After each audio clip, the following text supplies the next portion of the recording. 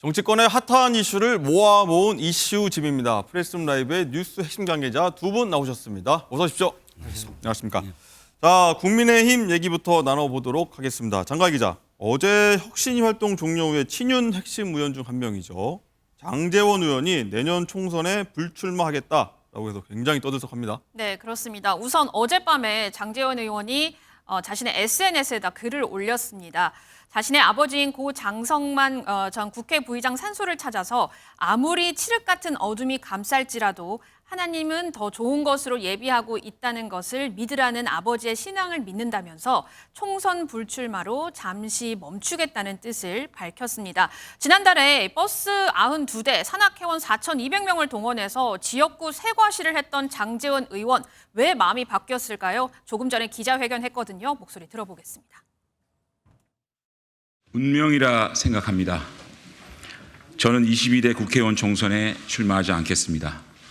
가슴이 많이 아픕니다. 국회의원직에 대한 미련도 정치에 대한 아쉬움 때문도 아닙니다.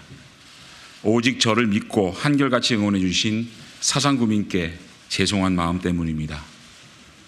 또 한 번 백의종군의 길을 갑니다. 이번엔 제가 가지고 있는 마지막 공직인 국회의원직입니다. 윤석열 정부의 성공보다 절박한 것이 어디 있겠습니까? 그래서 제가 가진 마지막을 내어놓습니다. 이제 떠납니다. 버려짐이 아니라 뿌려짐이라고 믿습니다. 총선 위기감이 좀 가장 크다고 느꼈기 때문인 건가요? 어쨌든 윤석열 정부 성공이 가장 절박한 문제잖아요. 그러기 위해서는 총선 승리가 가장 기본적인 조건이잖아요. 그러니까 제가 가지고 있는 하나 남은 거라도 다 내어놔야 되지 않겠습니까? 네, 그런 마음이죠. 이종훈 실장님, 지난주까지만 해도 사실 뭐 거의 이제 장제원 의원이 뭐 혁신위의 어떤 제안 이런 거를 받아들이지 않을 것 같았는데 네. 정말 어제 밤부터 오늘 아침까지 전격적으로 불출마 선언했어요. 네. 파장 좀 굉장히 클 것 같아요. 크죠. 왜냐하면 말씀하셨듯이 친윤이라고 불리는 그런 대표적인 상징인 장제원 의원이 버티는 모습이었잖아요. 네. 그렇기 때문에 더욱더 지금 이 불출마의 어떤 영향이 커질 수밖에 없어요. 버티던 사람이 아니 버티려고 했던 게 아니구나라고 하면서 또 오늘 그 불출마의 변도 뿌려짐이다. 나를 밟고 성공해달라. 이렇게 이야기하면서 친윤의 상당히 많은 부분 자신이 그것을 짊어지고 가겠다. 이런 어떤 표현일 것 같고요. 예. 저는 이게 전격적이진 않을 것 같아요. 어허. 왜냐하면 날짜를 보세요. 혁신위가 그만둔 바로 그날이잖아요. 어제 혁신이 종료하고 그렇죠. 그리고 하루아침에 그렇다면 전격적이라고 한다면 무엇인가 조짐이 보였어야 돼요. 그러니까 그렇게 갑자기 결심을 하게 될 뭐 어떤 징조 이런 것들이 보여야 되잖아요. 저는 그거보다는 이미 결심은 끝났는데 시점을 보고 있었다. 시점을 보고 있었다. 시점이 정치는 타이밍이잖아요. 네. 타이밍의 예술이라고 하죠. 그 전에 했으면 어땠을까? 또 다른 사람은 왜 안 나와? 이런 소리가 나올 테고 너무 빨리 하면 또 너무 늦게 하면 이 불출마 선언의 어떤 효과 이것이 더 줄어들고 그러니까 언제 할 것인가를 고심하느라고 지금까지 그 타이밍을 보고 있었던 게 아닌가라는 생각도 듭니다. 네. 또 공교롭게라고 표현해야 될까요? 지난주에 윤 대통령이 부산시장 방문했을 때 장제원 의원도 함께 했지 않습니까? 여기서 뭐 윤 대통령의 어떤 언질, 교감 뭐 이런 게 있었을까요? 있었을 가능성도 저는 있다고 봅니다. 왜냐하면 그때 당시에 초대하지 않았던 것으로 알려져 있고요. 의원들을 부르지 않았던 것이고 또 뭐 지역 총수들 같이 있었죠? 그렇죠. 뒤늦게 나타났다라는 건 초대받지는 않았지만 그러나 그 자리에 가서 무엇인가 대통령의 일행과 함께 하는 모습을 마지막으로 보이려고 했던 게 아닌가. 또 그 자리에는 대통령과 뭐 독대를 하지 않았지만 그럼에도 불구하고 그 이전에 교감했던 부분을 마지막으로 확인하려고 했던 게 아닌가라는 뭐 추정도 가능하죠. 강성필 부대변인 생각도 궁금하거든요. 이 지금 일련의 흐름들, 윤 대통령과의 어떤 뭐 교감 얘기 없었다고 의견 주셨는데 어떻게 보십니까? 물론 교감이라는 것이 이신전심으로 또 주변인을 통해서도 할 수 있는 건데요. 그것보다 저는 집중하고 싶은 것이 장제원 의원이 어쨌든 불출마를 선언했다는 것은 박수 받아야 될 일임은 확실합니다. 네. 다만 아쉬운 점은 본인 말처럼 혁신위에 떠밀려서 불출마하고 싶지는 않았다라고 말을 했는데 본인이 좀 더 큰 정치로 당을 생각을 했다면 혁신위의 안을 본인이 받아서 또 수용을 해서 불출마하는 모습을 보였다면 혁신이도 살고 장제원도 살고 당도 살았을 텐데 어쨌든 혁신이는 불발이 그쳤다. 미완의 완성이었기 때문에 이런 점이 좀 아쉽게 느껴지는 부분입니다. 네. 그리고 뭐 혁신안에 특정 인물이 거론되지 않았지만요, 이 실장님. 네. 여권 핵심 관계자에 따르면요, 인유한 위원장이 최근 지도부에 김제동, 이른바 김제동 희생이 필요했다 요구했다고 하는데 김기현 대표, 장제원 의원, 권성동 의원 이렇게 되지 않습니까? 다른 분들 생각도 어떻게 될지 좀 행보도 궁금해요. 네, 그렇죠. 우리가 이거를 추측을 하려면 지난 4년 전엔 어땠을까를 한번 돌아보면 됩니다. 네. 그러니까 21대 총선을 앞두고 과연 이 정당, 그러니까 국민의힘과 민주당은 이 중진들이 얼마나 그때 용퇴를 했는가. 각각을 보면 민주당은 이해찬 대표를 비롯해서 네. 19명, 정세균, 원혜영, 추미애, 박영선, 강창일 이렇게 19명이 잇따라서 불출마 선언을 했고요. 네. 국민의힘도 김무성, 정가변, 유기준, 유승민, 한선교 이렇게 20명이 불출마 선언을 했거든요. 그러니까 어느 선거든 공천혁명, 즉 이 불출마 선언을 통해서 새로운 피를 수혈하는 작업이 얼만큼 드라마틱하게 되느냐가 사실 공천의 가장 큰 어떤 핵심인데 이번에 장제원 의원이 사실 뭐 하태경 의원이 뭐 그 험지 출마한다고 나섰지만 저는 첫 번째 고리를 끊었다. 스타트를 끊었고 이제부터 시작이다. 이제부터 시작인데 아마도 저는 김기현 대표가 상당히 많은 그림을 그려놨다라고 생각을 해요. 네. 지금까지 암시를 분명히 했고요. 그렇다면 본인의 어떤 거침만이 아니고 전체적으로 영남이라든지 또는 친윤이라든지 이런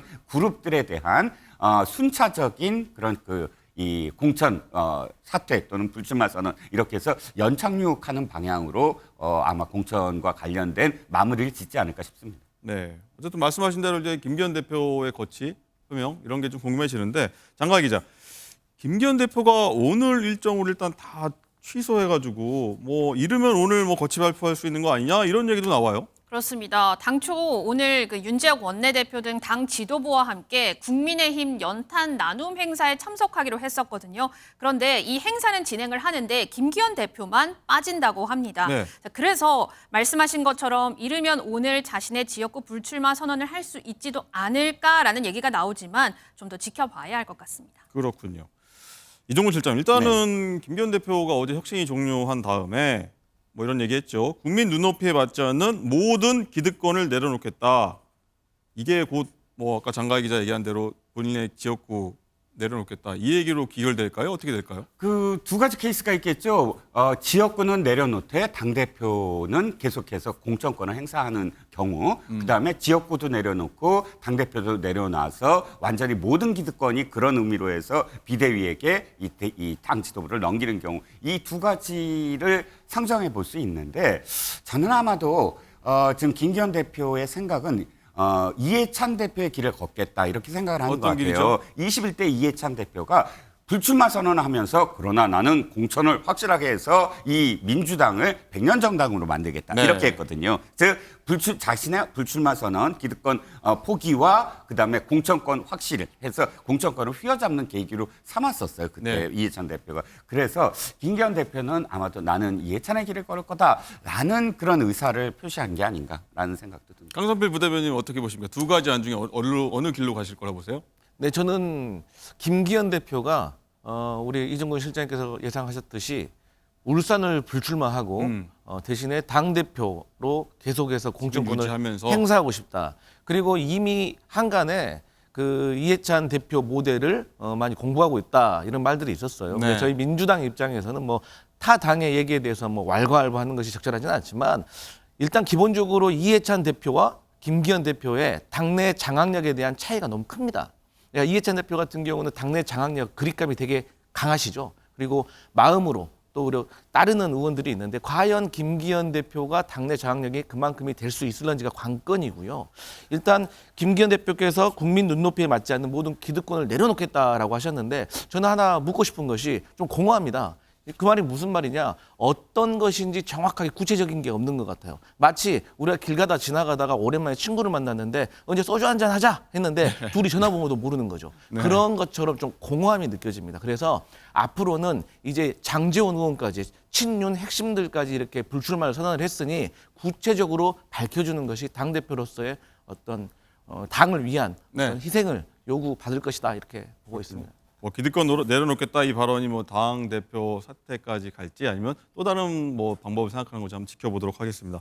자, 이종호 실장님 그리고 네. 일단 국민의힘 의원이 전원이 모인 이 단체 대화방 단톡방이 있는데 네. 이 일부 초선 의원들은 이제 당내 주류하고 다른 목소리를 내는 이 중진 의원들 있지 않습니까? 네네. 이게 굉장히 비판의 목소리를 냈다고 그래요. 네, 그렇습니다. 이게 그저께부터 이제 벌어진 일이죠. 자, 월요일 날 완전히 정점이었습니다. 오늘 김기현 대표가 일정을 취소하게 된 계기도 사실은 어저께 국민의힘 내부에서의 큰 공방들 그리고 또 자신을 향한 그런 그 굉장히 비판의 어떤 목소리들이 최고조에 달했거든요. 거의 뭐 하태경 의원을 비롯해서 수많은 그런 목소리들이 쏟아져 나왔고 여기에 단톡방에서 초선 의원들이 나서서 지금 이 김기현 대표에게 기득권을 내려놔라, 뭐 당대표를 내려놔라라고 이야기하는 의원들을 향해서 중진 의원들 향해서? 예, 중진 의원들을 향해서 아주 목소리를 크게 냈습니다. 사실 김기현 대표를 옹호하는 목소리는 크지 않았거든요. 그런데 어저께 단톡방이 이제